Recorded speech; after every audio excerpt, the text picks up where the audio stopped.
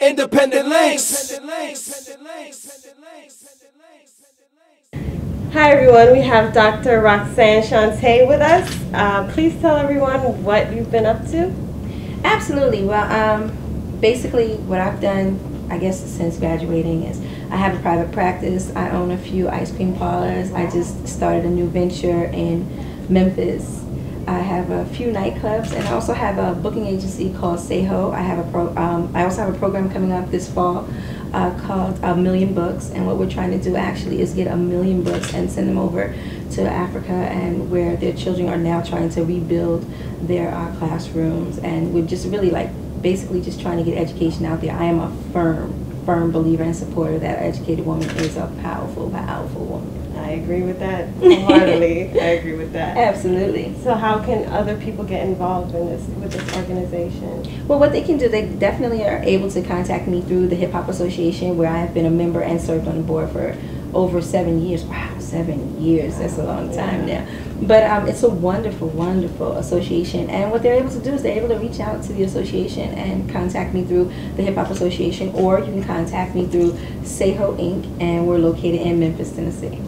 That's great. That's awesome. How long have you been working with this organization, and is there anything else that you're trying to do to help the community, kids, anything like that? Well, we just completed what we called 1,000 dresses, which was 1,000 brand new Easter dresses, where we dressed up little girls for the first time, because we feel that hip hop has taken so much of the forefront as far as even clothing and fashion, where little girls just are not little girls anymore. So they really don't know how special it feels to put on white gloves and a patent leather little pocketbook and some patent leather shoes. Like, I mean, even going back to the times myself when I was much younger, when I was smaller, there was a fact of that whole, just that whole build-up and that whole excitement about the day before Easter, when you knew you had to get your hair done and you had brand new tights and you just kept looking at your new clothes. There's so many little girls who have not experienced that, and so I felt that even if I was just able to do it for just 1,000 little girls,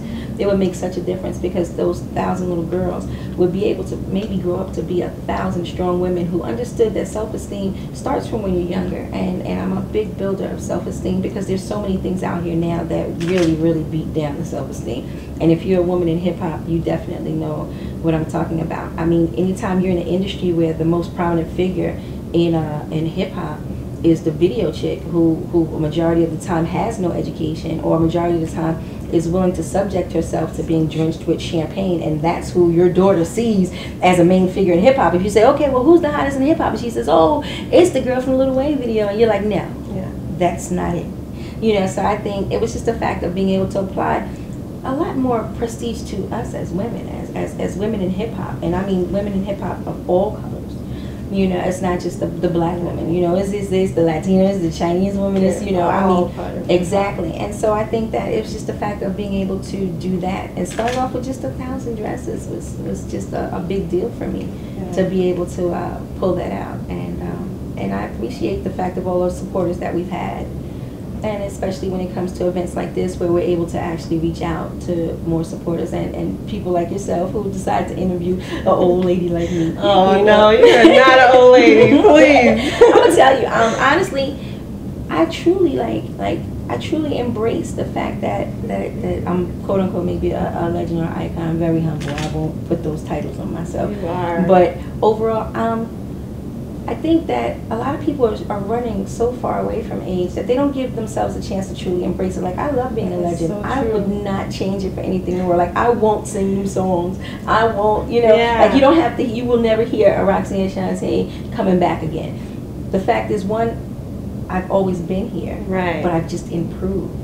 So when you improve educationally and you prepare for life after hip hop, then there is no coming back. Because where are you going? What you coming back from? Yeah. It doesn't get any greater than that. And so sometimes I feel bad when some of my counterparts feel the need to tamper with their legendary status. I'm not tampering with mine. I'm going out of here a legend. It's a great thing to be. Absolutely, exactly. And that's what I try to figure out. Like, okay, well, if they're trying to become what you are, then why would you want to become what they are? Exactly. I like being a parent. I don't want to be a child. That's awesome. That's awesome. So what advice would you give to a young lady coming into the industry, how to get in the industry properly, not, you know, how some girls. Or not be slept in. Is that what you was trying to say? You know, I'm trying to word it. What are you trying to say? What are you trying to say? Well, honestly, if I had to say exactly what would be the best, I guess if I really had to think about it, I would totally say, please understand that everything needs to be separate. Your lawyer, your record company, and your manager cannot be your boyfriend. Holla. Thank you so much, Roxanne. Okay.